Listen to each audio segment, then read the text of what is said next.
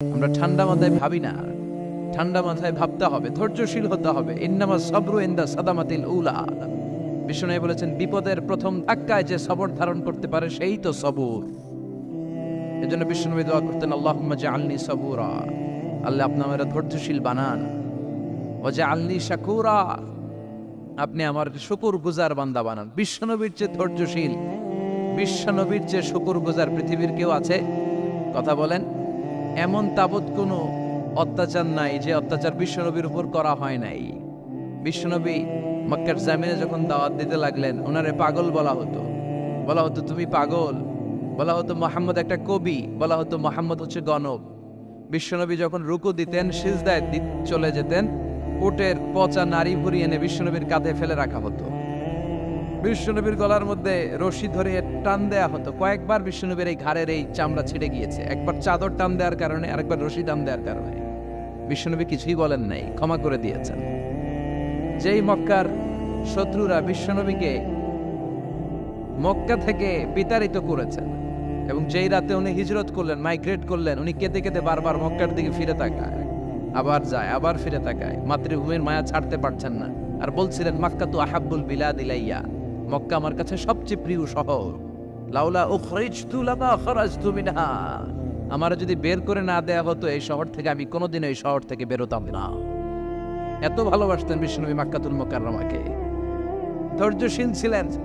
এত অত্যাচার অনাচারের পরে যখন মক্কা বিজয়ের ক্ষণ আসলো, এই মক্কাকে বিশ্বনবীর করতলগত করে দিল কে? ফাতে মক্কা হলো।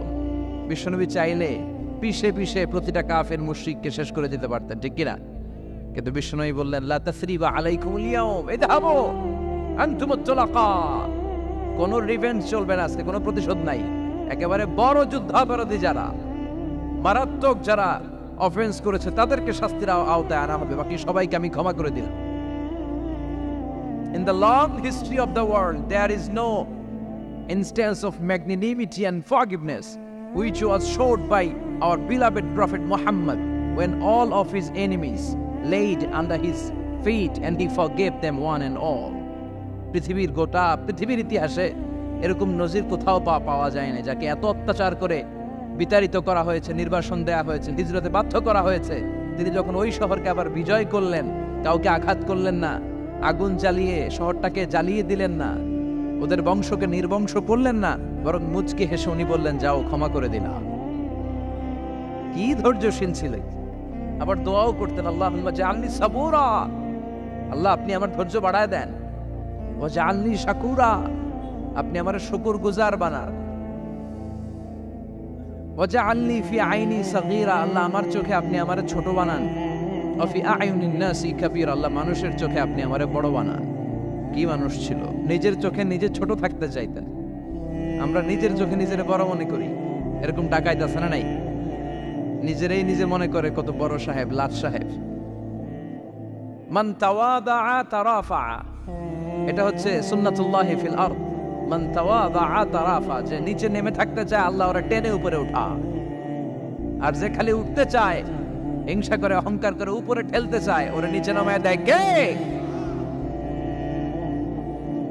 সাইয়েদনা আদমকে আল্লাহ বললেন, আদম সাল্লিমা আলা উলাইকা নাফার লাম্মা খালাকাল্লাহু আদামা ওয়া কানা তুলহু 60 যিরাআন। নিচে নেমে গেলে যে উপরে ওঠে, আর উপরে উঠতে চাইলে যে নিচে নামে। উদাহরণ দেখেন, আদম আলাইহিস সালামকে তৈরির পর আল্লাহ বললেন, আদম সাল্লিমা আলা উলাইকা নাফার, এই ফেরেশতাদের সালাম দাও। কি দাও? দাও, সালাম দাও। কোনো প্রশ্ন নাই, আল্লাহ সালাম দিব কেন? ফেরেশতারা আমারে দিব না কেন? আমি আগে দিব কেন? কথা আছে কোনো? যেই সালাম দিলেন, সালাম দেওয়ার সাথে সাথে ওনার মর্যাদা বাড়িয়ে দিল কে? এত মর্যাদা বাড়ালেন যে নূরের ফেরেশতারা মাটির আদমকে সেজদা দিতে বাধ্য হয়েছে। চিৎকার করে বলেন, ঠিক কিনা? তুমি মাটির আদমকে প্রথম সৃষ্টি করিয়া ঘোষণা করিয়া দিলে শ্রেষ্ঠ বলিয়া, তাই তো নূরের ফেরেশতা করে আদমকে সেজদা, সবার চেয়ে সম্মান দিলে মাটির আদমকে। আল্লাহু আল্লাহু পড়েন, আল্লাহু আল্লাহু তুমি জাল্লে জালালুহু, শেষ করা তো যায় না গে তোমার গুণগান। আল্লাহু আল্লাহু, সুবহানাল্লাহ পড়েন। কি সম্মান আল্লাহ বাড়াই দিলেন। আল্লাহ বললেন, আদম আজকে থেকে তুমি আশরাফুল মাখলুকা, তুমি খলিফাতুল্লাহ ফিল আরদ, তুমি পৃথিবীতে আমার খলিফা, ভাইস জেরেন্ট অফ আল্লাহ, আল্লাহর খলিফা, আল্লাহর আহকামগুলো পালনের জন্য ভাইস জেরেন্ট। চুরি করলে হাত কেটে দাও, কার আইন? এই কাজ আদম তুমি দুনিয়াতে যেয়ে করবা। জিনা করলে ডেথ পেনাল্টি, হেড অফ, শিরোচ্ছেদ করে দাও, কার আইন? খলিফা হিসেবে মানুষ এসে করবে। মানুষকে আল্লাহ আশরাফুল মাখলুকাত বানিয়ে দিলে, নিচু হয়েছে বড় বানিয়ে দিলেন। আর শয়তানের অবস্থা কি? শয়তানকে আল্লাহ বললেন সেজদা দে আদমকে। শয়তান যুক্তি দাঁড় করিয়েছে, খালাকতাহু মিন তিন, খালাকতানি মিন নার ওয়া খালাকতাহু মিন তিন। আল্লাহ আপনি আমারে বানাইছেন আগুন দিয়া, কি দিয়া? আগুনের ধর্ম উপরের দিকে ওঠে আর মাটির ধর্ম সে নিচে পড়ে থাকে, আমি কেন সেজদা দেব? শয়তানকে চিরকালের জন্য ইবলিস মালউন, অভিশপ্ত আর জাহান্নামী হিসেবে ঘোষণা দিয়ে দিল কে? এজন্য আপনি ছোট থাকতে চাইবেন, আপনারা বড় বানাবে কে? আর আপনি নিজে যদি বলেন আমি বড়, থাপ্পড় মেরে আপনারা নিচে নামাই দিবে কে? এজন্য বিশ্বনবী দোয়ায় বলতেন, আল্লাহুম্মা জাআলনি সাবুরা ওয়াজআলনি শাকুরা ওয়াজআলনি ফি আইনি সাগীরা ওয়া ফি আয়ুনিন নাসি কাবীরা। ও আল্লাহ, আপনি আমারে ধৈর্যশীল বানান, আপনি আমারে শুকরগুজার বান্দা বানান, আমার চোখে আমারে আপনি ছোট বানান, মানুষের চোখে আপনি আমারে বড় বানান। সুবহানাল্লাহ পড়েন। এজন্য সবসময় শুকরগুজার থাকার চেষ্টা করতে হবে। রাজি আছেন তো? যে কোনো মুহূর্তে, যে কোনো পরিস্থিতিতে আমরা শুকরিয়া করব কার? চিল্লায় বলেন কার? আমরা যেন বেশি বেশি আল্লাহ তাআলার শুকরিয়া আদায় করতে পারি। আল্লাহ তুমি তৌফিক দাও। সবাই পড়ি আমিন। উত্তর চান্দোলা হিলফুল ফুজুল ইসলামী সংগঠনের উদ্যোগে আজকের এই তাফসীরুল কোরআনের প্রোগ্রাম। হিলফুল ফুজুল নামটা আমার বড্ড প্রিয়। বিশ্বনবী যখন 15 কিংবা 20 বয়স, কোনো বর্ণনায় এসেছে 15, কোনো বর্ণনায় 20, তখন তিনি একটা ছাত্র সংগঠন করেছিলেন, ইয়াং স্টারদের একটা অর্গানাইজেশন করেছিলেন। ওটার নাম তিনি দিয়েছিলেন হালাফুল ফুদুল। হালাফুল ফুদুল, ওইটারই আমরা বাংলায় কি বলি? হিলফুল ফুজুল। হালাফ মানে শপথ, oath, we take an oath in the name of Allah. আল্লাহর নামে শপথ নেয়ারে বলে হালাফ। আর ফাদিলা, ফাদলুন, এগুলোর প্লুরাল হচ্ছে ফুদুল। ফুদুল মানে ভালো কাজ। ভালো ভালো কাজের উপর বিশ্বনবী যুবকদেরকে একত্রিত করলেন যে মক্কা শহরে কোনো টেন্ডারবাজি চলবে না, কোনো চাঁদাবাজি চলবে না, দুর্বলের উপর সবলের অত্যাচার চলবে না, জালিমের জুলুম চলবে না, হত্যা চলবে না, ধর্ষণ চলবে না, রাহাজানি চলবে না। মক্কা শহরটারে শান্তির শহর বানাতে হবে। যুবকরা এই দায়িত্ব কাঁধে নিয়েছে। কারা? মুরব্বীরা না, যুবকরা। যুবকদের আছে প্রাণ ঢালা উচ্ছ্বাস, অনেক শক্তি। এজন্য যুবকদেরকে ভালো কাজে আসতে হবে। যুবকরা চাইলে এ দেশের চেহারা পাল্টে দিতে পারে। এদেশে যুবক ভোটার আছে কয়জন জানেন? নতুন করে যুবক ভোটার হয়েছে 2 কোটি। কয় কোটি? 2 কোটি না? Can you imagine that? কল্পনা করতে পারেন? They can change Bangladesh. They can change the face of Bangladesh. তারা 56,000 বর্গ মাইলের এই বাংলাদেশের চেহারা পাল্টে দিতে পারে। তাদের অনেক শক্তি। এই জন্য যুবকদের এই শক্তি কাজে লাগাতে হবে। ফেন্সিডিল, গাঁজা, ইয়াবা, হিন্দি সিনেমা, এগুলোর পিছনে দৌড়ানো যাবে, পর্নোগ্রাফির পিছনে ছোটা যাবে। যুবক বয়সে ভয় করতে হবে কারে? চিল্লায় বলেন কাকে? আল্লাহ আমার যুবক ভাইদেরকে তুমি তৌফিক দাও। বিশ্বনবী হালাফুল ফুদুল তিনি গঠন করলেন মক্কাতুল মুকাররমাতে। পুরো মক্কা শহরটা শান্তির শহর হয়ে গেল। সুবহানাল্লাহ। আল্লাহ উত্তর চান্দোলা হিলফুল ফুজুল ইসলামী সংগঠনকে তুমি কবুল করো। আজকের প্রোগ্রামের সভাপতিত্ব করছেন আল্লামা অধ্যক্ষ গোলাম সরোয়ার সাইদি পীর সাহেব, আড়াইবাড়ি দরবার। আমার প্রিয় নানা ভাই আলোচনা করেছেন, বয়ান করেছেন। আল্লাহ নানা ভাইকে কবুল করো। নানা ভাইটা একটু ইয়াং হয়ে গেছে না? অনেক জায়গায় লোকজন খুব বিভ্রান্তিতে পড়ে যায়। ঘটনা কি? আপনি নানা হইলেন কবে, নাতনি হইল কবে, আবার জামাই পেলেন কবে? আমারও বলা যে তুমি যে আমার নানা ভাই বানাইছো, আমি তো এর উত্তর দিতে দিতে কাম সারা। তো আল্লাহ আমার নানা ভাইকে তুমি কবুল করো। তিনি হকের কথা, কোরআনের কথা বলেন। পীর সাহেবদের মুখে এরকম হুঙ্কার দেখা যায় না। কথা কন। এরা থাকে খানকায়, এদের পেট থাকে বড়। সবার কথা বলছি না, বেশিরভাগ। কথা বলেন। এই ভণ্ডামি এই দেশে আছে না নাই? দোদেল বান্দা কালমা চোরে, না পায় শ্মশান না পায় গোরে, দিন থাকিতে আয়রে পথে ছাইড়া দে ভণ্ডামি, ভণ্ডামি ভণ্ডামি ভণ্ডামি, ছাইড়া দে ভণ্ডামি। আছে না নাই? নামাজ কালাম পড়ে না, ইবলিশ শয়তানের নানা। আছে না? নামাজ নাই, রোজা নাই, নাচানাচি, নাচ গান, গোসল করে না, সারা বছরে করে একবার, ওই গোসলের পানি মুরিদরা খেয়ে ফেলায়। আছে না নাই? নামাজ রোজা করে না, ইবলিস শয়তানের নানা, ধর্মের একখান খুঁটি ধইরা কয়দিন করবা হয়রানি। ভণ্ডামি ভণ্ডামি ভণ্ডামি, ছাইড়া দে ভণ্ডামি, ঠিক কি না?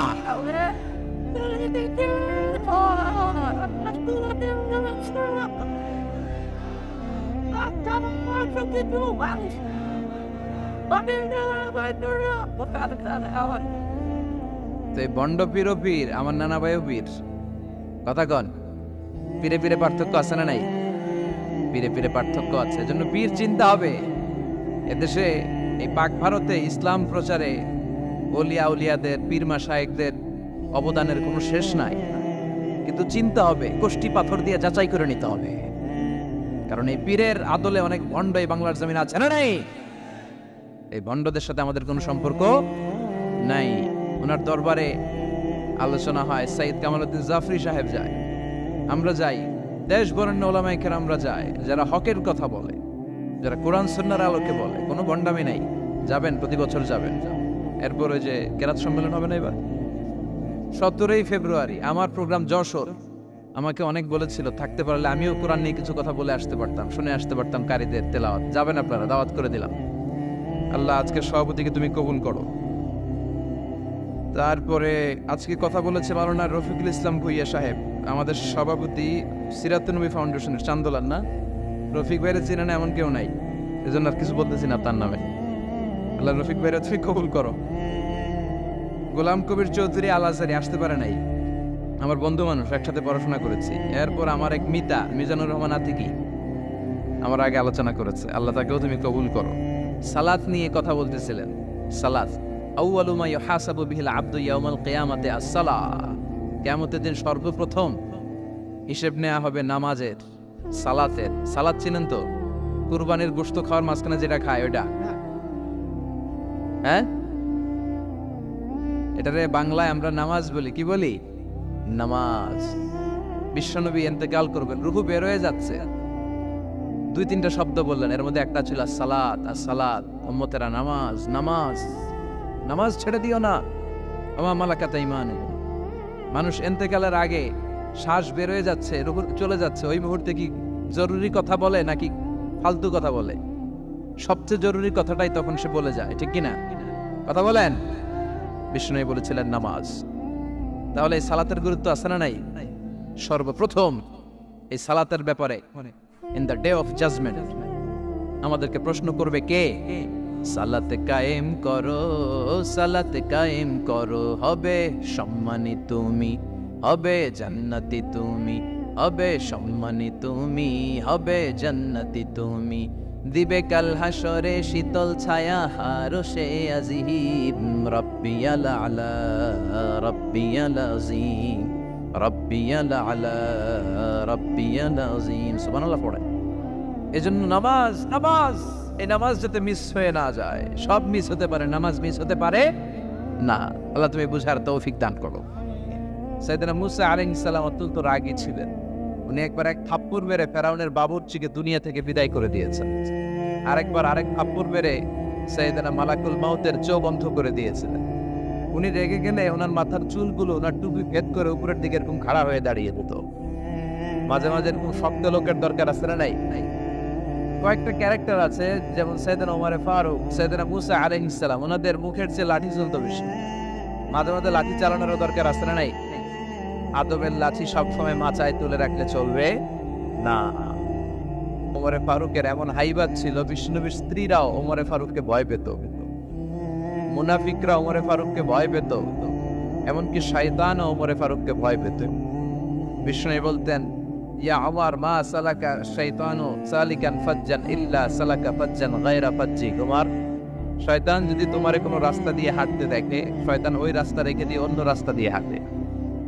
সুবহানাল্লাহ। রাস্তে বলেন, প্রভু তুমি বলেছ রাসূল দেবে না, বলনি দেবে না ওমর, বলনি দেবে না হামজা তারি, খালিদ বিজয়ী সমর। ওরে প্রভু তুমি বলেছ রাসূল দেবে না, বলনি দেবে না ওমর, বলনি দেবে না হামজা তারিক, খালিদ বিজয়ী সমর, প্রভু তুমি বলেছ রাসূল দেবে না।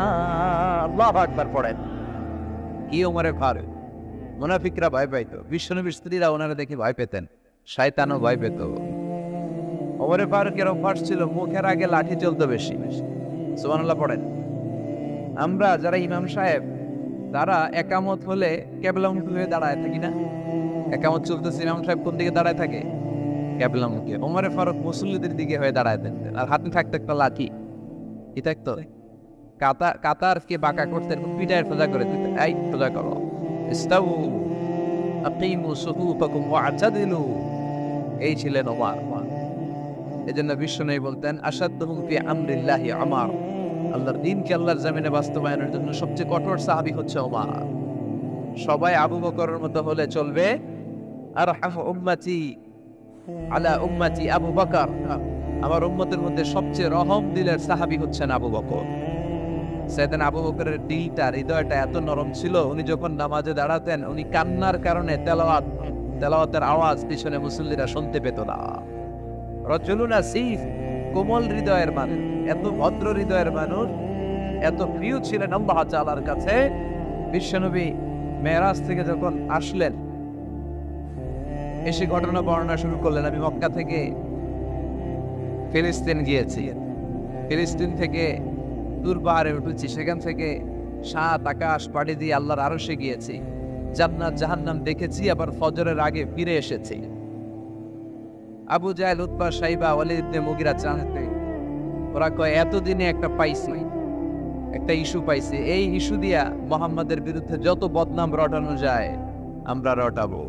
সর্বপ্রথম যে ধরছে বিশ্বনবীর সাহাবী আবু বকরকে, যে বলে আবু বকর দেখো তোমার বন্ধু এতদিন যা বলতো মেনে নিতাম, আজকে সে কি বলে, সে তো পুরো পাগল হয়ে গিয়েছে। নাউজুবিল্লাহ পড়েন। যেখানে মক্কা থেকে ফিলিস্তিন যেতে লাগে 15 দিন, ফিরে আসতে লাগে 15 দিন, যেতে আর আসতে লাগে 1 মাস, সে নাকি মাঝরাতে উঠে বাইতুল মুকাদ্দাস গিয়েছে, নবীদের নিয়ে ইমামতি করেছে নামাজের, আরো সে গিয়েছে, জান্নাত জাহান্নাম দেখেছে, আবার নাকি ফজরের আগেই চলে এসেছে। এটা কেমন পাগলামির কথা বলো তো? সাইয়েদনা আবু বকর বললেন আমার রাসূল কি আসলেই এই কথা বলেছে? আবু জাহেল, উতবা, সাইবা বলে হ্যাঁ, তোমার নবী, তোমার মুহাম্মদ এই কথাই বলেছে। সাইয়েদনা আবু বকর বলেন বিশ্বনবী যদি এটা বলে থাকেন তাহলে বিশ্বনবী সত্য বলেছে। আমার নবী বলে থাকলে সত্য বলেছে, তিনি মিথ্যা বলতে পারে? as-sadiq al-amin, সত্যবাদী, the trust over the personality, সবচেয়ে বিশ্বাসী মানুষ, তিনি কখনো মিথ্যা বলতে পারে? বিশ্বনবী বললেন আবু বকর আনতা লাস্তা আবু বকর ফাকাত, তুমি আজকে থেকে শুধু আবু বকর নও, আজকে থেকে মিনাল ইয়াউম আনতা আবু বকর as-সিদ্দিক, তুমি আজকে থেকে সত্যবাদী আবু বকর। সেদিন থেকে তিনি as-সিদ্দিক উপাধি পেয়েছেন। সিদ্দিক মানে যিনি সত্য গ্রহণে, সত্য প্রকাশে, সত্যের ব্যাপারে আপসহীন। সুবহানাল্লাহ পড়েন। কিন্তু সাইয়েদনা আবু বকর ছিলেন কোমল হৃদয়ের অধিকারী, তার বিপরীতে সাইয়েদনা ওমরে ফারুক ছিলেন শক্ত হৃদয়ের অধিকারী। এজন্য দুইটারই দরকার আছে, তাইলেই ব্যালেন্স হয়। সবাই নরম হইলেও চলবে না, আবার সবাই গরম হইলেও চলবে না, ঠিক কি না? দুইটার মাঝামাঝি থাকার দরকার আছে না নাই? এজন্য মারামারি করতে পারবেন, কিন্তু এটা করতে হবে ইসলামের পক্ষে। কথা বলেন। আল্লাহ বলে ফাদরিবু ফাওকাল আনাক, গারের উপরে মারো, ফাদরিবু মিনহুম কুল্লা বানান, আর গিরায় গিরায় মারো। কোথায় মারতে হবে? গারের উপরে আর গিরায় গিরায়। তবে এটা নিজেদের মধ্যে এই মারামারি করলে চলবে না। ইসলামকে প্রতিষ্ঠা করার জন্য, কালেমার বাণীকে সুউচ্চ করার জন্য যদি মারামারিরও প্রয়োজন হয়, আমরা মারামারি করতে রাজি আছি না? কোন একদিন এ দেশের আকাশে কালিমার পতাকা উড়বে, সেদিন সবাই খোদাই বিধান পে দুঃখ বেদনা ভুলবে। কোন একদিন এ দেশের আকাশে কালিমার পতাকা উড়বে, সেদিন সবাই খোদাই বিধান পে দুঃখ বেদনা ভুলবে, ঠিক কিনা? এটা আমাদের স্বপ্ন। আমরা কালিমাকে বিজয়ের আসনে দেখতে চাই, আর মুমিনকে বিজয় দান করে কে? চিল্লায় বলেন কে? আল্লাহ বলেন ওয়ালা তাহিনু ওয়ালা তাহজানু ওয়া আনতুমুল আ'লাউনা ইন কুনতুম মুমিনিন। চিন্তিত হয়ো না, দুশ্চিন্তা করো না, বিজয় তোমাদের হবেই যদি তোমরা মুমিন হও। তবে ঈমানটা হতে হবে পাক্কা ঈমান। কথা বলেন? এজন্য মারামারি করলেও এটা ইসলামের পক্ষে মারামারি করতে হবে, ইসলামের পক্ষে থাকলেই লাভ। কারণ ইসলামকে যে বিজয় দেয়া হবে এটার ঘোষণা দিয়েছে কে? ওরা চায় মুখের ফুৎকারে ইসলামের বাতিকে নিভিয়ে দিতে। আল্লাহ বলে কিয়ামত পর্যন্ত আমি ইসলামের বাতিকে জ্বালিয়ে রাখবো। Up to the day of judgement ইসলামের আলো জ্বলতেই থাকবে, কেউ এটাকে থামাতে পারবে? দেখেন তা তিনি আজীবন ধরে ক্ষমতার চেয়ারে আসেন, তার ক্ষমতার চেয়ার কেউ কেড়ে নিতে পারবে না। কথা বলেন? কথা কানাকে বিএনপির ক্ষমতার চেয়ার কেড়ে নেয় আওয়ামী লীগ, আওয়ামী লীগের ক্ষমতার চেয়ার কেড়ে নেয় বিএনপি। এগুলো আমরা দেখছি না? এখন অবশ্য লম্বা সময় ধরে বাংলাদেশ আওয়ামী লীগ ক্ষমতার চেয়ারে আছে। হয়তো কোনো কারণে আওয়ামী লীগের পর আবার নতুন কোনো দল ক্ষমতায় আসতে পারে কি পারে না। এভাবে পৃথিবীর রদবদল হয়। আজীবনের জন্য কেউ ক্ষমতার চেয়ারে বসে থাকতে পারে একজন ছাড়া। তিনি কে? আল্লাহ। সেই যে ক্ষমতার চেয়ারে বসছে, কেউ আল্লাহর ক্ষমতার চেয়ার কেড়ে নিতে পারবে? চিল্লায় বলেন পারবে? এই পৃথিবীতে যারা ক্ষমতায় আসে তাদের কারো ক্ষমতার মেয়াদ 5 বছর। এই যে বাংলাদেশ আওয়ামী লীগ নতুন করে ক্ষমতায় এলো, মেয়াদ কয় বছর? কথা বলেন? 5 বছর। কোন কোন দেশে 10 বছর। আল্লাহ যে ক্ষমতার চেয়ারে বসছে, আল্লাহর ক্ষমতার মেয়াদ কয় বছর? 20 বছর। কি কয়? হ্যাঁ, 50, 100 বছর। কয় বছর? আজীবন মেয়াদ। সুবহানাল্লাহ কইবেন না? হুয়াল আউয়ালু ওয়াল আখিরু ওয়াল যাহিরু ওয়াল বাতিন ওয়া হুয়া বিকুল্লি শাইইন আলীম। আল্লাহ বলে আমি প্রথম, আমি শেষ, আমি গোপন, আমি প্রকাশ্য। আমি চিরকালের জন্য ক্ষমতার চেয়ারে বসেছি, কোনোদিন এই চেয়ার আমি ছাড়বো না। ঠিক কি না? উনি আজীবন ক্ষমতার মালিক, উনি শুরু থেকে আছেন, শেষ পর্যন্ত থাকবেন। সুবহানাল্লাহ পড়ে। আমার কথা কি বোঝা যাচ্ছে? বুঝতে পারতেছেন? পৃথিবীর অনেক দেশে আবার ডেমোক্রেটিক সিস্টেমে ভোটে জিতে ক্ষমতায় আসতে হয়। যেমন আমাদের দেশ ডেমোক্রেটিক কান্ট্রি, ভোট যার বেশি ক্ষমতা তার বেশি, ভোট পেয়ে ক্ষমতায় আসে। তো আল্লাহ তো ভোটে জিতে মনে হয় ক্ষমতায় আসছিল না, ভোট ছাড়া আসছে, কারচুপি করে আসছে আল্লাহ। হ্যাঁ, অনেক দেশে রাজতন্ত্র, মোনার্কি সিস্টেম, রাজার পোলা রাজা। আল্লাহর বাবা ছিল রাজা, এজন্য আল্লাহ রাজা। কথা বলেন? আল্লাহ বলেন আপনি ভোটে জিতে আমার ক্ষমতার চেয়ারে বসা লাগে নাই। আমার বাবা নাই, আমার ছেলে নাই, আমার কেউ নাই, আমি একাই সব ক্ষমতার মালিক। আমি চিরকালের জন্য এই ক্ষমতার চেয়ারে বসা। চিরকাল, আজীবন তিনি ক্ষমতার চেয়ারে থাকবেন। আবার অনেক সময় দেখা যায় ক্ষমতায় যেতে হলে অন্যান্য পার্টির সাথে কোয়ালিশনে যেতে হয়, শরিক বানাতে হয়। আল্লাহর ক্ষমতায় তো শরিক আছে না? আছে। আল্লাহ বলেন ওয়ালাম ইয়াকুল্লাহু শারীকুন ফিল মুলক। আমার ক্ষমতায় কোনো পার্টনার নাই, কোনো শরিক নাই। তোদের মতো আমি কারোর সাথে জোট করি নাই। জোট ছাড়া, শরিক ছাড়া, কোয়ালিশন ছাড়া আমি ক্ষমতার চেয়ারে বসা। আজীবন আমার ক্ষমতার নেওয়া, কেউ আমার ক্ষমতার চেয়ার থেকে নামাতে পারবে না। পৃথিবীর অনেক দেশের এরকম নমুনা আমরা জানি। আন্দোলন করে সরকারকে ক্ষমতার চেয়ার থেকে নামানো হয়, আছে না নাই? গণ অভ্যুত্থান করে চেয়ার উল্টে দেওয়া হয়, মিলিটারি কু হয়, ক্ষমতার চেয়ারে আর থাকা যায় না। তো আমরাও যদি সবাই মিলে একটা আন্দোলনে নামি, তাহলে আল্লাহর ক্ষমতা শেষ। কি বলেন? আমরা 700 কোটি মানুষ, আমাদের সাথে পারবে আল্লাহ? 700 কোটি মানুষ আন্দোলন করলেও আল্লাহরে নামাতে পারবে না? বুঝে শুনে উত্তর দিয়ে। 700 কোটি কিন্তু পারবে? পারবে? আচ্ছা, জিন জাতিরা যদি বলে, জিনেরা তো আমাদের চেয়ে পাওয়ারফুল, তারা যদি বলে ও মানব জাতি আমরাও তোদের সাথে আছি, আল্লাহরে মানি না, মানুষ জিন ভাই ভাই, আল্লাহর আর রক্ষা নাই। তাহলে আল্লাহর ক্ষমতা শেষ? তাও না, কি বলে, এগুলো বলে কি? আচ্ছা, ফেরেশতারাও যদি বলে যে আমরাও আল্লাহর আর মানছি না, আমরা জিনেরা মানুষেরা 3 দলীয় জোট, 3 দলীয় জোট হলেও পারবে না।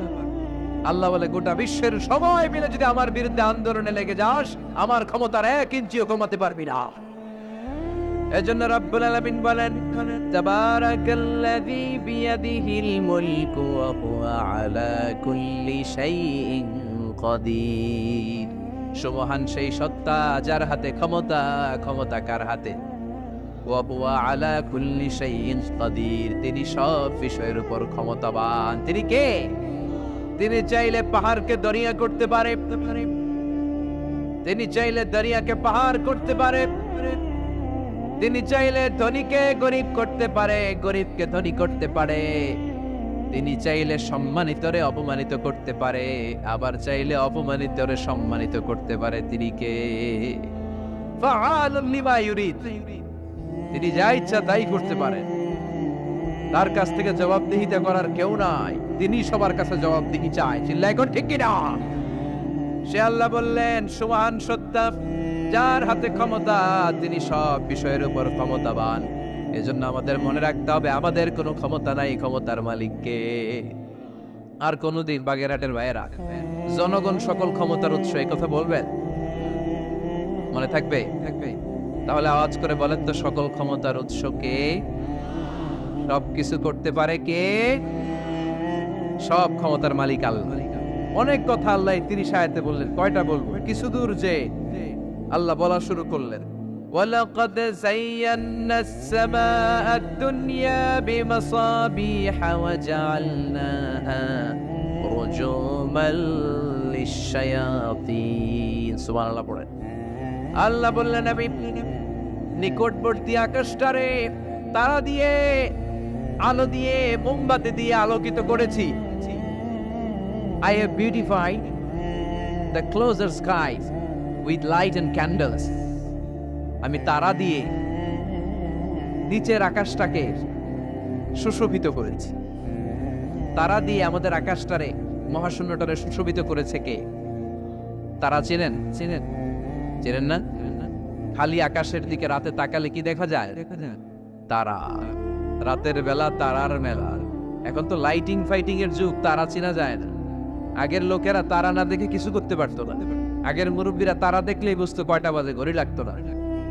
আগের নাবিকেরা তারা দেখে তারা রাত কয়টা বাজে নির্ধারণ করে ফেলতো। সুবহানাল্লাহ পড়েন। কত ধরনের তারা আছে। শুক তারা নাম শুনছেন? ধ্রুব তারা শুনেছেন? সপ্তর্ষি মণ্ডল একটা আছে, অনেকে তারা চেনে না। কোটি কোটি কোটি কোটি 7টা তারা একসাথে দেখবেন, এটার বলে সপ্তর্ষি মণ্ডল। আল্লাহ বলে, এই তারা দিয়ে আমি আকাশটারে সুশোভিত করেছি। এই তারাগুলো কিন্তু প্রথম আকাশে না, এই তারাগুলো প্রথম আকাশের মহাশূন্যে অবস্থিত। আমরা খালি চোখে যা দেখি এটা আকাশ নয়, এটা মহাশূন্য। এটা কি? বাগেরহাটের ভাইরা উত্তর করেন, এটা কি? এই মহাশূন্যের অনেক অনেক অনেক অনেক অনেক উপরে আকাশ। ওই আকাশ যে কত উপরে, এটা নাসার বিজ্ঞানীরাও জানে না। শুরুতে আমরা দেখতে পাই প্রথম আকাশের মহাশূন্য, এর অনেক উপরে প্রথম আকাশ। তারপরে শুরু হয় দ্বিতীয় আকাশের মহাশূন্য, তার অনেক উপরে দ্বিতীয় আকাশ, তারপরে তৃতীয় আকাশের মহাশূন্য, তারপরে তৃতীয় আকাশ। এভাবে একটার চেয়ে আরেকটা বড়, একটার চেয়ে আরেকটা বড়। দ্বিতীয় আকাশের তুলনায় প্রথম আকাশটা কত ছোট শুনতে চান? আপনার হাতের আংটিটা যদি আপনি সাহারা মরুভূমিতে ছুঁড়ে ফেলে দেন, পৃথিবীর সবচেয়ে বড় মরুভূমির নাম কি জানেন? সাহারা মরুভূমি। সাহারা মরুভূমিতে আপনার হাতের আংটি ছুঁড়ে ফেলে দিলে পুরো মরুভূমির তুলনায় আপনার হাতের আংটি যত ছোট, আল্লাহর দ্বিতীয় আকাশের তুলনায় আল্লাহর প্রথম আকাশটা ঠিক তত ছোট, একটার চেয়ে একটা বড়। তারপর আমরা নিজের বড় বড় করে দাবি করি। এই যে আজকের প্যান্ডেলে এত মানুষের সমারোহ হয়েছে, তাকালে মনে হয় না যে কত বিশাল জায়গা? কথা বলেন, বিশাল মনে হয় না? বিল জঙ্গল এইটারে যদি এত বড় মনে হয়, তাহলে বিল জঙ্গলটা কত বড়? হ্যাঁ, আরো এইটার চেয়ে নিশ্চয়ই বাগেরহাট বড়। কথা কয় না? বাগেরহাটের চেয়ে নিশ্চয়ই পুরো বাংলাদেশটা বড়। বাগেরহাট বলে 64 জেলার এক জেলা। 64টা জেলা মিলে সুজলা সুফলা আমাদের এই বাংলাদেশ। বাংলাদেশ হচ্ছে পৃথিবীর সবচাইতে বড় দেশ। হ্যাঁ, এরা দেখি আমার সব কথার সাথে খালি দ্বিমত করে। বাংলাদেশ সবচেয়ে বড় দেশ না? কত ছোট জানেন? মানচিত্রে বাংলাদেশ লেখার জায়গাটাও আমরা পাই না। বাংলাদেশ এটা লিখতে গেলে BAN পরে ইন্ডিয়ার উপরে, GLA পরে বাংলাদেশের উপরে, আবার DESH পরে আবার ইন্ডিয়ার উপরে। আমাদের বাংলাদেশটা এত ছোট, বাংলাদেশ লেখার জায়গাটাও মানচিত্রে আমাদের জন্য না। এত ছোট দেশ, এত ছোট। ইন্ডিয়া প্রায় 20-25 গুণ বড় আমাদের চেয়ে। আমেরিকা, কানাডা শতগুণ বড়। রাশিয়া একটা দেশ আছে কয়েকশো গুণ বড়। এরকম 200টা বিশাল দেশ মিলে পৃথিবী, 200টা দেশ মিলে পৃথিবীর 30 ভাগ, বাকি 70 ভাগ শুধু পানি। বাকি 70 ভাগ কি? স্থল আর জল মিলে আমাদের পৃথিবী। তাহলে আজকের এই প্যান্ডেলের জায়গার তুলনায় পুরো পৃথিবীটা কত বড়? সুবহানাল্লাহ কইতে পারলেন না? তাহলে এই পৃথিবীটা আমাদের কাছে এখন পর্যন্ত যেটা আমরা আলোচনা করলাম বোঝা গেল অনেক বড়, এত বড় পৃথিবী। কিন্তু আমরা শুনতে পাই যে সূর্যটা আমরা দেখতে পাই দিনের বেলা, ওই সূর্যটা নাকি এই বিশাল পৃথিবীর চেয়ে 13 লক্ষ গুণ বড়।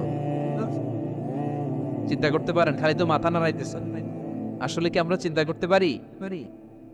13 লক্ষটা পৃথিবী সূর্যের মধ্যে রেখে দেওয়ার জায়গা করে দিয়েছে কে? 9 কোটি 30 লক্ষ মাইল দূরে সূর্য 8 মিনিট 18 সেকেন্ড সময় নিয়ে নেয় আলো পৌঁছাতে। এত বিশাল সূর্য। তার মানে কি সূর্যটাই সবচেয়ে বড়? এর চেয়ে অনেক বড় বড় তারা আছে। সূর্যের পরে পৃথিবীর সবচেয়ে কাছের তারার নাম প্রক্সিমা সেন্ট্রাই। গুগল করলে দেখবে যে কত তারা। এরপরে Alpha Centauri A, Alpha Centauri B, এভাবে তারা শুরু। এটা ক্যারিনা, ব্যাটেলজিউস। যেই সূর্য পৃথিবীর চেয়ে 13 লক্ষ গুণ বড়, ব্যাটেলজিউস নামে একটা তারা আছে, ওই তারা সূর্যের চেয়ে 33 কোটি গুণ বড়। তার মানে কি ব্যাটেলজিউসই সবচেয়ে বড় তারা? এটা ছোট্ট সাইজের তারা। এইটার চেয়েও কত হাজার কোটি গুণ বড় তারা যে মহাশূন্যে আছে তার কোনো ইয়ত্তা আমাদের নাই। এরকম হাজার হাজার million trillion zillion billion octillion তারা মিলে আমাদের এই গ্যালাক্সিটা গঠিত। আমাদের গ্যালাক্সির নাম মিল্কি ওয়ে। আমাদের গ্যালাক্সির নাম শুনছেন না? বিজ্ঞানে আমরা পড়ছি না? আমাদের গ্যালাক্সির নাম মিল্কি ওয়ে। আমাদের গ্যালাক্সির পরে আমাদের সবচেয়ে কাছের গ্যালাক্সির নাম অ্যান্ড্রোমেডা। কি নাম? আমাদের গ্যালাক্সি থেকে অ্যান্ড্রোমেডাতে পৌঁছতে 2.5 মিলিয়ন লাইট ইয়ার লেগে যাবে যদি লাইটের গতিতে আমরা ছুটি। 2.5 মিলিয়ন লাইট ইয়ার। 1 মিলিয়নে 10 লাখ, 2.5 মিলিয়নে 25 লক্ষ লাইট ইয়ার। এই পৃথিবীতে সবচেয়ে দ্রুতগামী যে জিনিসটার আবিষ্কার হয়েছে সেটার নাম আলো। সেটার নাম সবাই বলেন। আলো সবচেয়ে দ্রুত ছোটে। কত দ্রুত জানেন? 1 সেকেন্ডে 1,86,000 মাইল বেগে ছোটে। 1 ঘন্টায় না, 1 মিনিটে না, 1 সেকেন্ডে ছোটে কত দূর? আরে 1 সেকেন্ড কইতে তো 2 সেকেন্ড লাগে। 1 সেকেন্ড এটা বলতে বলতে 2 সেকেন্ড লেগে যায়, কিন্তু 1 সেকেন্ডে নাকি সে 1,86,000 মাইল দূর চলে গেছে। এই আলোর গতি সম্পন্ন একটা রকেট যদি কেউ বানাতে পারে, যে রকেটটাও আলোর মতো সেকেন্ডে 1,86,000 মাইল বেগে ছুটবে, এরকম রকেট যদি বানানো যায়, তাহলে এই রকেট দিয়ে আমাদের গ্যালাক্সি থেকে আমাদের প্রতিবেশী গ্যালাক্সি অ্যান্ড্রোমেডাতে পৌঁছতে 25 লক্ষ বছর লেগে যাবে। সুবহানাল্লাহ বাড়িতে যায় বলবেন সবাই, চিৎকার করে পড়েন আল্লাহু আকবার। সে আল্লাহ বললেন, লাকাদ যায়্যানাস সামাআদ দুনিয়া বিমাসাবিহা ওয়া জাআলনাহা রুজুমান লিশ-শায়াতিন। আমি তোমাদের জন্য দুনিয়ার আকাশটারে সুন্দর সুন্দর তারা দিয়ে সুশোভিত করেছি।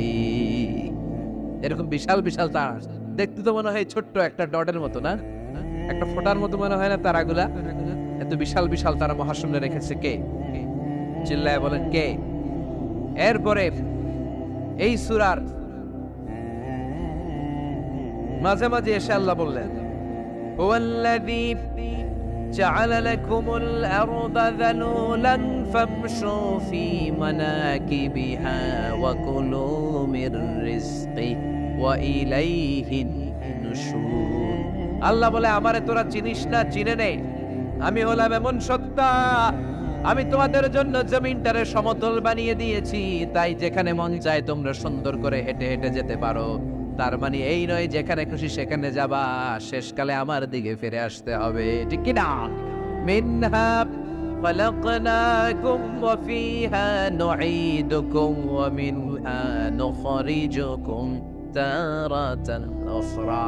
মাটি থেকে বানালাম, মাটির কবরে পাঠালাম, আবার মাটির কবর থেকে আমাদেরকে উঠায়া দিবে কে? আল্লাহ বললেন যালুলান, আমি জমিনকে বানিয়েছি সমতল। আরেক আয়াতে বললেন হুয়াল্লাযী জাআলা লাকুমুল আরদা ফিরাশা, আমি জমিনকে বানিয়েছি বিছানা। সমান সমান না হলে আজকের প্যান্ডেলে এত সুন্দর করে আপনারা বসতে পারতেন? কথা বলেন না। প্যান্ডেলের এদিকে উঁচা, এদিকে নিচা, এদিকে খাড়া, এদিকে তেড়া, এদিকে গর্ত, এদিকে ভাঙ্গা, এরকম হইলে আজকে প্যান্ডেলটা সমান হইতো? এই সমান করে দিছে কে? আমরা যখন বিমানে চড়ি, বিমানের জানলা দিয়ে নিচে তাকালে দেখা যায় আল্লাহ কেমন মনে হয় যে সবুজ কার্পেট বিছাই দিছে। সুবহানাল্লাহ করতে পারলেন না?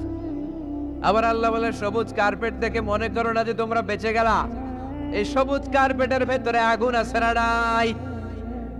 আমরা যে পৃথিবীর উপরে লাঙ্গল দিয়ে হাল চাষ করি, গাছ লাগাই, হেঁটে চলি, এই মাটিটার নিচে আগুন আছে। কি আছে? বিশ্বাস হয় নাকি আজগুবি কথা লাগে? রূপ কথা মনে হয় না? এই পৃথিবীর মাঝখানে আছে আগুন, জ্বলন্ত আগুন। আল্লাহ কোরআনে কসম কেটেছেন ওয়াল বাহরিল মাসজুদ, ফুটন্ত টকবগে সাগরের পানির কসম। আমেরিকান নেভাল একাডেমির সায়েন্টিস্টরা তারা হিসাব মিলাতে পারে না, সাগরের পানি দেখি ঠান্ডা, কিন্তু আল্লাহ কয় ফুটন্ত টকবগে সাগরের পানির কসম। এই গরম আল্লাহ পাইলো কই? তারা ভাবলো নিশ্চয়ই ভিতরে গরম আছে, নাইলে গরম আসলো কোত্থেকে?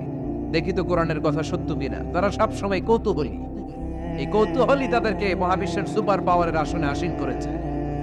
আমাদের কোনো কৌতূহল নাই, আমগো আছে ফতুয়াবাজি। কথা কন, আমি তবলিগ, বাকি সব কাফের। আমি জামাত ইসলাম, বাকি সব মুনাফিক। আমি আহলে হাদিস, বাকি সব ঈমান হারাম। কথা কন, এই গুতাগুতি আছে না নাই? ফতুয়াবাজি আছে না নাই? একজনের পিছনে আরেকজন আছে না নাই? কি কারণে যে ফতুয়াবাজি করে, গীবত করে লেগে থাকে আল্লাহই জানে। এরা কি বুঝে এগুলো করে আল্লাহই জানে। খালি ফতুয়াবাজি, খালি গীবত, কেউ কারো ভালোটা দেখতে পারে না। একজন দাওয়াতি কাজ করতেছে, হকের কথা বুঝাচ্ছে, হাজার হাজার মানুষ তার স্পষ্ট ভাষা আর সহজ সাবলীল ব্যাখ্যার কারণে ইসলামের সৌন্দর্য খুঁজে পেয়েছে, কিন্তু তারেও ঠ্যাং ধরে নিচে নামাতে চায়। এটা বাংলাদেশ, এমন দেশটি কোথাও খুঁজে পাবে না কো তুমি। আহা, খালি ফতুয়াবাজি। একজন বলছিল বাংলাদেশের জাতীয় খেলা হাডুডু কেন? আরেকজন কয়ের কারণ বাংলাদেশে কেউ কারো ভালোটা সহ্য করতে পারে না। একটা উপরে উঠতে ছেলে সাইড ডায় ধরে ঠ্যাং ধরে টেনে নামায়। হাডুডু খেলা দেখছেন? একটা সামনে গেলে সবাইকে কাবাডি কাবাডি কাবাডি কাবাডি করে ঠ্যাং ধরে, খালি বাগেরহাটে কাবাডি নাই মনে হয়, দেখছেন কিরকম খেলে? একজন সামনে গেলে সবাই ঠ্যাং ধরে নিচে নামে। এটা এই দেশের জাতীয় খেলা। এদেশে কেউ ভালো পথে হাঁটতে চাইলে, উপরে উঠতে চাইলে, কল্যাণের পথে আগাতে চাইলে তার বিরোধী শক্তিরা ওর ঠ্যাং ধরে নিচে নামাবে। কেউ কারো ভালোটা সহ্য করতে পারে? আর ফতুয়াবাজি, তুই কাফের, তুই মুনাফিক, তুই মুশরিক, তোর দাদা কাফের, তোর শ্বশুর কাফের, তোর বেয়াই কাফের। ওই কাফের বেয়াই মারা গেলে ওরে যেখানে কবর দেয়া হবে, ওই কবরের উপরে যে ঘাস উঠবে, ওই ঘাস যে গরু খাবে, ওই গরুর যে দুধ খাবে, ও কাফের। কথা কন, খালি ফতুয়াবাজি।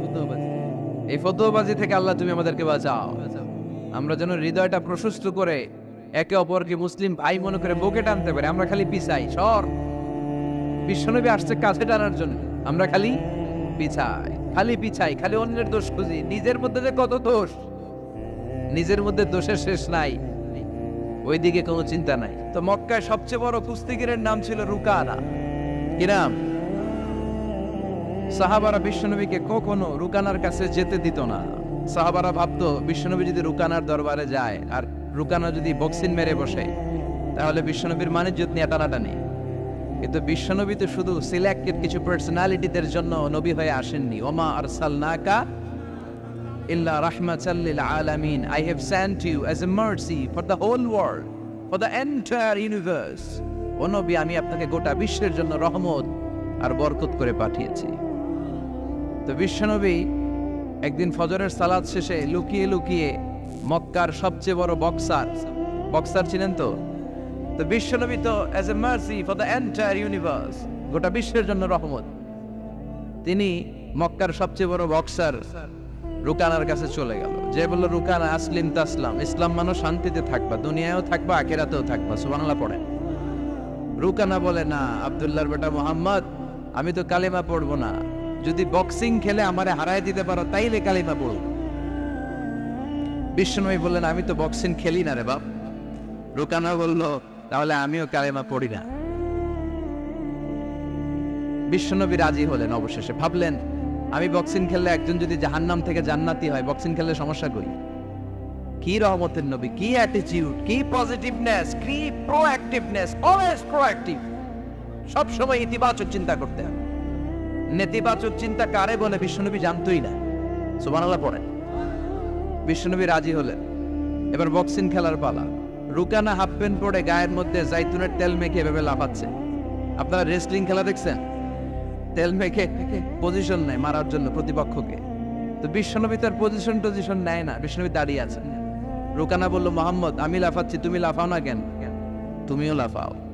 বিশ্বনবী বললেন, না আমি লাফাই না, কারণ আমি সেলাইবিহীন লুঙ্গি পরি। সেলাই ছাড়া লুঙ্গি পরে যদি কেউ লাফায়, বাতাসে সতর ফুলে যাওয়ার সম্ভাবনা আছে না নাই?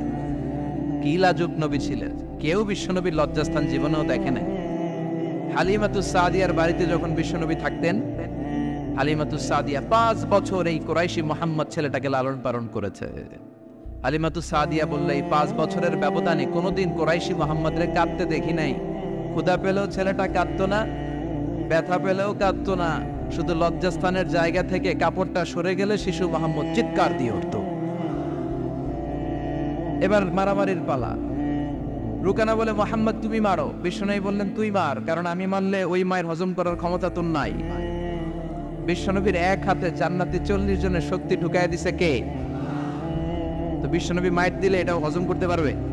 কথা কন, পারবে না। এখন রুকানাও মারে না, বিশ্বনবীও মারে না, খেলাও শুরু হয় না। বিশ্বনবীও মারে না, রুকানাও মারে না, খেলাও শুরু হয় না। এখন রুকানা বলে, মোহাম্মদ তুমি মারো। বিশ্বনবী মারে নাই, কিন্তু বিশ্বনবী ওনার ডান হাত মোবারক, কি নরম হাত, সফটার দেন সিল্ক, সিল্কের চেয়ে নরম ছিল। ওয়াকানা কাফুহু আবিয়াদু মিনাদ দিবাজ, সফটার দেন সিল্ক, রেশমের কাপড়ের চেয়েও বিশ্বনবীর হাতের তালু সফট ছিল। এই হাতটা দিয়ে বিশ্বনবী রুকানার ডান কাঁধে এভাবে টাচ করলেন, মারে নাই, খালি বলছে, রুকানা এত লাফাস কেন? টাচ করার সাথে সাথে রুকানা বেহুশ হয়ে জমিনে পড়ে যায়। সবাই তো অবাক, ঘটনা কি, কি মিরাকেল, কি অলৌকিকত্ব। পানি ঢেলে রুকানারে হুশ ফিরানো হয়েছে। সবাই বলে, রুকানা তুই তো অনেক বড় পালোয়ান, আব্দুল্লাহর বেটা মোহাম্মদ ঘুষিও দিল না, লাথিও মারল না, বেহুশ হইলি কেন? রুকানা বলে, আরে তোরা তো দেখোস নাই, তোরা দেখেছিস মোহাম্মদ হাত দিয়ে ধরেছে, আমার মনে হয়েছে বিশাল পাহাড় এসে কাঁধে চেপেছে। এজন্য ইসলামের অ্যাটিটিউড হচ্ছে ডিফেন্সিভ, আগে মারে না। আল্লাহ বলেন, ওয়ারাব্বাকা ফাকাব্বির, glorify the name of your lord, তোমার প্রভুর নামের বড়ত্বের ঘোষণা দাও। আসলে আমরা আল্লাহর নামের বড়ত্বের ঘোষণা দেই। আমরা ভাগাভাগি করে 3টা তাকবীর পড়ব। প্রথম তাকবীর পড়বেন যারা বিবাহিত আছেন তারা, দ্বিতীয় তাকবীর অবিবাহিত যারা তারা, তৃতীয় তাকবীর সবাই মিলে। রাগ করতেছেন? বিবাহিত কারা কারা আসছেন দেখি তো? মাশাআল্লাহ, আমিও আছি আপনাদের দলে, মশির ভাইও আছে ইনশাআল্লাহ। হাত নামান। অবিবাহিত কারা কারা আসছে দেখি, এই 1 হাত করে তোল। সংখ্যা বাড়ানোর জন্য 2 হাত তুলতেছে। মাশাআল্লাহ, এরাও কম না, স্টেজেও আছে 2-1 জন। আল্লাহ এদেরকে তাড়াতাড়ি ডবল বানায় দাও। চিন্তা নাই, দেশে আমাদের বোনদের, নারীদের সংখ্যা যেভাবে বাড়তেছে, কপালে 2-3টা করেও জুড়তে পারে। যদিও এদেশে প্র্যাকটিসটা এভাবে হয় নাই, কিন্তু এটা কিন্তু সুন্নাহ। এটা কি সুন্নাহ? তো আমরা প্রথমে তাকবীর পড়ব যারা বিবাহিত আসছি তারা, এরপরে তাকবীর পড়ব যারা অবিবাহিত আসছি তারা, এরপরে সবাই মিলে। তো আমি লিল্লাহি তাকবীর বললে আপনারা শুরুতে যারা বিবাহিত ভাইয়েরা আছেন তারা তাকবীর পড়বেন। এটার উদ্দেশ্য হচ্ছে আপনাদেরকে একটু প্রাণবন্ত করে তোলা, আপনাদের জীবনী আসলে, জড়তা আসলে, কাপুরুষতা এগুলো ছেড়ে ফেলে দিয়ে যাতে কোরআন শোনার জন্য আমরা রেডি হয়ে যাই। শুরুতে বিবাহিত ভাইরা রেডি তো? কাদের পারফরমেন্স কেমন হয় আজকে দেখব। শুরুতে বিবাহিতদের পারফরমেন্স, আমি লিল্লাহি তাকবীর বললে আল্লাহু আকবার বলা যাবে? শুরুতে আমার বিবাহিত ভাইরা পড়েন লিল্লাহি তাকবীর। মাশাআল্লাহ মাশাআল্লাহ তাবারাকাল্লাহ। এবার অবিবাহিতদের পালা। সিঙ্গেল যারা তোমরা রেডি? ওরা কাশি দিয়ে গলা ঠিক করে নিতেছে। অবিবাহিতরা রেডি তো? বিবাহিতদের হারায় দেওয়া যাবে? এবার তোমরা তাকবীর দাও, লিল্লাহি তাকবীর। ওরে আল্লাহ, দেখাই দিছে একেবারে। মাশাআল্লাহ তাবারাকাল্লাহ। এবার সবাই মিলে 3টা তাকবীর পড়বো, পারা যাবে মুসলমান? লিল্লাহি তাকবীর, লিল্লাহি তাকবীর, লিল্লাহি তাকবীর। আল্লাহ আমাদের তাকবীরগুলো তুমি কবুল করো। তখন তারাও বাধ্য হয়ে পড়ে আল্লাহু আকবার। তাহলে বোঝা গেল আমাদের কোনো ক্ষমতা টমতা কিচ্ছু নাই, আসল ক্ষমতার মালিক একজন। চিল্লায় বলেন তিনি কে? সে আল্লাহ বললেন তাবারাকাল্লাযী বিয়াদিহিল মুলকু ওয়া হুয়া আলা কুল্লি শাইইন কাদির। সুমহান সেই সত্তা যার হাতে ক্ষমতা, ক্ষমতা কার হাতে? সব ক্ষমতার মালিক আল্লাহ। তবে আমাদেরকেও আল্লাহ কিছু ক্ষমতা দিয়েছে, এটা লিমিটেড। এটা কি? যেমন এই যে মাননীয় প্রধানমন্ত্রী ওনার দল নিয়ে, বাংলাদেশ আওয়ামী লীগ নিয়ে যে ক্ষমতায় আসেন, কয় বছরের মেয়াদে? কোন কোন দেশে ক্ষমতায় আসে 10 বছরের মেয়াদে, আছে না নাই? আল্লাহ আসছে কয় বছরের মেয়াদে? 30 বছর, 40 বছর। আল্লাহর ক্ষমতার মেয়াদ 100 বছর। এরপরে রিনিউ করা লাগবে এটা। কথা বলেন। আল্লাহ বলেন হুয়াল আউয়ালু ওয়াল আখিরু ওয়াল যাহিরু ওয়াল বাতিন ওয়া হুয়া বিকুল্লি শাইইন আলিম। আমি প্রথম, আমি শেষ, আমি প্রকাশ্য, আমি গোপন। ঠিক কিনা? প্রথমে আল্লাহ আল্লাহ, শেষেও আল্লাহ আল্লাহ, আকাশে আল্লাহ আল্লাহ, জমিনে আল্লাহ আল্লাহ। সবাই পড়েন, প্রথমে আল্লাহ আল্লাহ, শেষেও আল্লাহ আল্লাহ, আকাশে আল্লাহ আল্লাহ, জমিনে আল্লাহ আল্লাহ। নিখিল জাহান গায়ে গুণগান, তার নামে গায় আমরাও গাহি তাআলা। হামদে বারি তাআলা, হামদে বারি তাআলা, হামদে বারি তাআলা। সুবহানাল্লাহ পড়েন। আল্লাহ বলে আমার ক্ষমতা তোদের মতো 5 বছরের মেয়াদে না, 10 বছরের মেয়াদে না, 20 বছর 30 বছরের মেয়াদে না। আমি চিরকালের জন্য ক্ষমতার চেয়ারে বসা। চিরকালীন মেয়াদ, সৃষ্টির সূচনার আগ থেকে তিনি আছেন, অনাদিকাল পর্যন্ত তিনি থাকবেন। তার ক্ষমতার মেয়াদ আনলিমিটেড মেয়াদ। চিৎকার করে বলেন ঠিক কিনা? আবার পৃথিবীর অনেক দেশে দেখবেন ডেমোক্রেটিক সিস্টেমে, আমাদের দেশেও তো গণতান্ত্রিক সিস্টেমে ভোটাভুটির মধ্য দিয়ে ক্ষমতায় আসে না। যাদেরকে ভোট দেওয়া হয় বেশি তারা ক্ষমতায় চলে যায়। আল্লাহ তো ভোটে আসছে ক্ষমতায়। কথা কন তো কেমনে আসছে? কারচুপি করে। কথা বলেন। আল্লাহ ভোটে আসা লাগে নাই, কেউ তাকে ভোট দেওয়া লাগে না। আবার অনেক দেশে আছে মোনার্কি সিস্টেম, রাজতন্ত্র, রাজার পোলা রাজা। আল্লাহর বাপ ছিল রাজা, এই জন্য আল্লাহ রাজা। কথা বলেন না, আল্লাহ রাজতন্ত্রের সিস্টেমে আসে নাই। আবার অনেক দেশে আছে ডিক্টেটরশিপ, একবার ক্ষমতা পাইলে মাগার চেয়ার ছাড়ে না। আছে না নাই? 20 বছর 30 বছর চলতেই থাকে, আছে না নাই? আল্লাহ কি এই সিস্টেমে আসছে? আল্লাহর ক্ষমতার সাথে পৃথিবীর কারো ক্ষমতার কোনো মিল নাই। চিৎকার করে বলেন ঠিক কি না? আবার অনেক দেশে কোয়ালিশন করে ক্ষমতায় যেতে হয়, জোট করে। জোটের রাজনীতি দেশে আছে না নাই? 4 দলীয় জোট, 10 দলীয় জোট, 14 দলীয়, 18 দলীয়, 20 দলীয়, মহাদলীয়, মহাজোট, সামনে হবে মহাজোট। কথা ঠিক কিনা বলেন? তো আল্লাহ কিরকম জোট করে আসা লাগছে? কথা বলেন। তার মানে আল্লাহর ক্ষমতা আমাদের ক্ষমতা এক নয়। আবার পৃথিবীর অনেক দেশে গণ অভ্যুত্থানের মাধ্যমে অনেককে ক্ষমতা থেকে নামানো হয়, ঠিক কিনা? গণ অভ্যুত্থান হয় না, সেনাবাহিনীরা কু করে না, মিলিটারি কু করে ক্ষমতা থেকে নামায়। তো আমরাও যদি আল্লাহর বিরুদ্ধে একটা আন্দোলন করি, আল্লাহ তো নেমে যাবে, নামানো যাবে না? আচ্ছা আমরা পারলাম না, জিনেরা যদি আমাদের সাথে যোগ দেয়, মানুষ জিন ভাই ভাই, আল্লাহর রক্ষা নাই। কথা বলেন, তাও পারা যাবে না। ফেরেশতারাও যদি কয় আমরাও মানি না, তাইলে তো শেষ আল্লাহর গদি। আল্লাহ বলে গোটা বিশ্বের সবাই মিলে যদি আমার বিরুদ্ধে আন্দোলনে নেমে যাস, আমার ক্ষমতার বিরুদ্ধে যদি মিছিল দেয়া শুরু করে দিস, আমার ক্ষমতার 1 ইঞ্চিও কমাতে পারবি না। সুবহানাল্লাহ বলেন। এজন্য আল্লাহ বললেন তাবারাকাল্লাযী বিয়াদিহিল মুলকু ওয়া হুয়া আলা কুল্লি শাইইন কাদির। সুমহান সেই সত্তা যার হাতে ক্ষমতা, ক্ষমতা কার হাতে।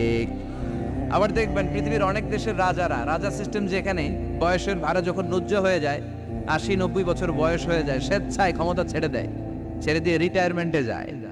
কথা কন, শোনেন নাই মনে হয়, আছে না নাই? অনেক রাজা স্বেচ্ছায় ক্ষমতা ছেড়ে দিয়ে রিটায়ারমেন্টে যায়, বয়সের ভারে নুজ্জ। তা আল্লাহ তো ওই কবে থেকে ক্ষমতায় বুড়ো হয়ে গেছে না? কথা কন, এখন আল্লাহর চলতে লাঠি লাগে, আগের মতো ক্ষমতা নাই, চোখে সানগ্লাস লাগে, পাওয়ারওয়ালা গ্লাস ছাড়া আল্লাহ মনে হয় দেখে না। কথা কন, যে ফেরাউনকে আল্লাহ সাগরের জলে ডুবিয়ে মারলো, যে নমরুদকে আল্লাহ শেষ করে দিল, যেই কারণকে আল্লাহ শেষ করে দিল, সে আল্লাহ আজও আগের ক্ষমতা নিয়ে ছেড়ে নাই। এজন্য বিয়াদিহিল মুলক, তার হাতে ক্ষমতা। ওহু আলা কুল্লি শাইইন কাদির, তিনি চাইলে সব করতে পারেন। তিনি রাজারে প্রজা বানাতে পারেন, প্রজারে রাজা বানাতে পারেন, ধনীরে গরিব বানাতে পারেন, গরিবরে ধনী বানাতে পারেন। তিনি সাগরকে মরুভূমি করতে পারেন, মরুভূমিকে দরিয়া করে দিতে পারেন। তিনি কে? ওয়া হুয়া আলা কুল্লি শাইইন কাদির, তিনি যেটা চান সেটাই করতে পারেন। চিল্লায় বলেন ঠিক কি না? এরপর আল্লাহ বললেন আল্লাযী খালাকাল মাউতা ওয়াল হায়াতা লিয়াবলুয়াকুম আইয়ুকুম আহসানু আমালা। ও আল্লাহর আদেশে দেহে ঢুকে আল্লাহর আদেশে বের হয়ে যায়, ঠিক কি না? এই যে ছোট্ট বাচ্চাটার দেহের ভিতরে যে রূহ ঢুকলো, কে দিল? 120 দিনের আগে মানব শিশুর দেহের ভিতরে কিন্তু রূহের ফুৎকার হয় না। সহিহ বুখারীর বর্ণনা 40-40-40, 340-এ কত? কথা বলেন। প্রথম 40-এ থাকে নুতফা, তারপরের 40-এ হয় আলাকা, তারপরের 40-এ হয় মুদগা, sperm drop, blood clot, and then the little flesh. ছোট্ট নাপাক পানি ছিলাম, শুক্রাণু ছিলাম আমরা। কি ছিলাম? শুক্রও ছিলাম না, শুক্রাণু, শুক্রের অণু। 1 ফোঁটা শুক্রের মধ্যে 20 কোটি অণু থাকে, ওই 20 কোটির একটা ছিলাম আমি আর আপনি। সুবহানাল্লাহ, বাড়িতে গিয়ে বললেন। ডিম্ব আমরা ছিলাম না, আমরা ছিলাম ডিম্বাণু। ডিম্বের এই ডিম্বাণু আর শুক্রাণু দুইটা মিলে আল্লাহ আমাদেরকে বানায় ফেললেন জাইগট, সেখান থেকে এমব্রয়ো, তারপরে আস্তে আস্তে ইনিশিয়াল স্টেজগুলো শেষে একটার পর একটা স্টেজ পার করে তিনি আমাদেরকে বানালেন আলাকা, সেখান থেকে মুদগা। আমাদের দেহের ভেতরে তিনি স্কেলিটন ভরে দিলেন, কঙ্কাল, মাথার স্কাল দিলেন, খুলে দিলেন, নাক কান গলা দিলেন, আমার রেসপিরেটরি সিস্টেম চালু করে দিলেন। কত ছোট ছিলাম আমি, ক্ষুদ্র ছিলাম আমি। ফালইয়ানযুরিল ইনসানু মিম্মা খুলিকা মিম্মাইন দাফিক। মানুষের উচিত তার সৃষ্টি প্রক্রিয়ার দিকে নজর করে তাকানো। বাবার পিঠ থেকে সবেগে নির্গত হওয়া পানি দিয়ে মায়ের পেটে তোমারে ঢুকায় দিল কে? নাপাক পানি থেকে ছোট্ট ব্যাঙ্গাচির মতো ছিলাম, জোকের মতো মায়ের জরায়ুর দেয়ালে লেগেছিলাম। সেখান থেকে বড় করতে করতে আমার রেসপিরেটরি সিস্টেম, আমার এয়ারিং সিস্টেম, আমার সব সিস্টেমগুলো তিনি আমার দেহের ভিতরে সেট করে দিল। চিল্লায় কোন সুবহানাল্লাহ। 120 দিনের সার্টেন পিরিয়ড শেষে তিনি দেহের ভিতরে রূহের ফুৎকার দিলেন। দেয়া মাত্রই আমার রুহুতে ধপ ধপ ধপ শুরু হয়ে গেছে। ওই যে ধপ ধপ শুরু হয়েছে, আজও থামে নাই। এই ধপ ধপ থামলে বাঁচবেন, দম ফুরাইলে আমরা ঠুস হয়ে যাবো, ঠিক কিনা? আয় রে মানুষ রঙিন ফানুষ, দম ফুরাইলে তবু তো ভাই কারোরই নাই একটুখানি। আয় রে মানুষ রঙিন ফানুষ, রঙিন ফানুষ, আয় রে মানুষ। সুবহানাল্লাহ বলেন। সে আল্লাহ বললেন, গোলাম, জীবন আর মরণের মাঝখানে আমি তৈরি করেছি রুহু। পৃথিবীর বিজ্ঞানীরা সব বানাতে পারে, কম্পিউটার বানাতে পারে, প্লেন বানাতে পারে, হেলিকপ্টার বানাতে পারে, রকেট বানাতে পারে, কিন্তু গোটা বিশ্বের সব বিজ্ঞানীরা মিলে কি রুহু বানাতে পারে নাকি? কথা বলেন। গত বছর সোফিয়া নামে একটা রোবট আসছিল না? কথা কন। ওটা মাথা উঁচু করে নিচু করে কথা বলতে চায়, মানুষের মতো হতে চায়। আসলে কি মানুষ? ওটার মধ্যে কি রুহু আছে? রুহু বানাইতে পারবে কেউ? এই রুহু নিয়ে যে কত গবেষণা, মুমূর্ষ রোগীদের উপর গবেষণা চালিয়েছে অনেক। বুলেট প্রুফ গ্লাসের ভিতরে মুমূর্ষ রোগীকে রেখে রেখে তারা চেক করতে চেয়েছে আমেরিকান বিজ্ঞানীরা যে রুহু কোন দিক দিয়ে বেরোয়। তারা ওজন করে দেখে মানুষ মরে গেলে কোনো লাশের ওজন বেড়ে যায়, কোনো লাশের ওজন কমে যায়। যেটাতে কমে গেছে 2 কেজি কমে যায়, তার অবাক। কিরা আগে ছিল 80 কেজি, এখন হচ্ছে 78 কেজি, তার মানে 2 কেজি না, এটাই রুহু। এটাই কি? এটা হচ্ছে গবেষণার ধাপ। অনেকগুলো মডিউল তারা আনে, অনেক মুমূর্ষ রোগীকে গ্লাস ফিটিং করা, ইন্টেন্সিভ কেয়ারে রেখে তারা অবজার্ভ করে, আর অক্সিজেন মাস্ক খুলে দিয়ে তারা দেখে যে লোকটা ছটফট করে কিভাবে মরে। মরার আগে ওজন মাপ ছিল 80 কেজি, মরে গেছে পরে আবার ওজন দিয়ে দেখে 78 কেজি। কমছে কয় কেজি? বিজ্ঞানে কয় পাইছে। সবাই কয় কি পাইছে? কয় রুহু। কই পাইলেন? কয় আগে 80 এখন 78, 2 কেজি। রুহুর ওজন কয় কেজি? তো বিজ্ঞানীদের সিস্টেম হচ্ছে যে কোনো একটা বিষয়ের উপর গবেষণা চালালে তারা পূর্ণাঙ্গ ডিসিশনে পৌঁছতে পারে না। They couldn't jump to the final conclusion just on one module, based on one module. They cannot do it. তাদের অনেকগুলো মডিউল আনতে হয়। তারা আবার নমুনা আনলো আরেকটা, মুমূর্ষ রোগী, অক্সিজেন চেম্বার লাগানো, মাস্ক লাগানো, এটা খুলে ফেললে মরে যাবে। বুলেট প্রুফ করা গ্লাসের ভিতরে ঢুকিয়ে এটার ওজন মাপ, এটার ওজন 60 কেজি। এবার মাস্ক খোল, মাস্ক খুলছে ছটফট ছটফট করে, এটা শেষ। এবার মাপ দেখ, এবার মাইপা দেখা গেছে 63 কেজি। কয় কেজি বাড়ছে? এক একটার এক এক সিস্টেম হইতেছে, কোনোটা কমে, কোনোটা বাড়ে, কোনোটা কিচ্ছু হয় না। সবাই কয় তাইলে আপনি রুহু পাইলেন কই? আগেরটা কম ছিল, মনে করছিলেন 2 কেজি কমছে, ওইটাই রুহু এখন 3 কেজি বাইরে গেছে, মিলাইবেন কি দিয়া? কথা কন। আল্লাহ ডেকে বলে, গোলাম কিয়ামত পর্যন্ত একটার পর একটা মুমূর্ষ রোগীকে বুলেট প্রুফ গ্লাসের ভেতরে ঢুকাতে পারবি, গবেষণা করতে পারবি, মাগার রুহু খুঁজে পাবি না। চিল্লায় বলেন ঠিক কিনা? কারণ এই রুহুর মালিক কে? সে আল্লাহ বললেন, আল্লাযী খালাকাল মাউতা ওয়াল হায়াতা লিয়াবলুয়াকুম আইয়ুকুম আহসানু আমালা। জীবন আর মৃত্যু বানালাম তোমাদেরকে পরীক্ষা করার জন্য। পরীক্ষা আছে না নাই? গোটা দুনিয়াটাই পরীক্ষা। আল্লাহ যারে পছন্দ করে বেশি তার পরীক্ষাও।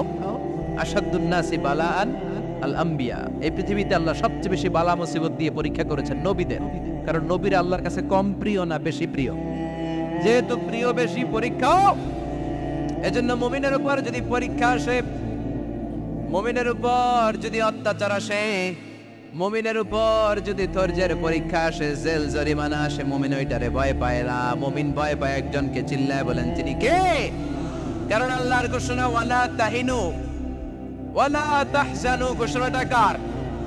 ভয় নাই, তোদের চিন্তা নাই। আনতুমুল আ'লাউনা ইন কুনতুম মুমিনিন। তোমরাই বিজয়ী হবা যদি মুমিন হও। যদি মুমিন হও। এজন্য ধৈর্যের পরীক্ষা দিতে হবে, আল্লাহর উপর তাওয়াক্কুল করতে হবে, অত্যাচার আর জুলুম আল্লাহর নামে সহ্য করে যেতে হবে। চিল্লায় বলেন ঠিক কিনা?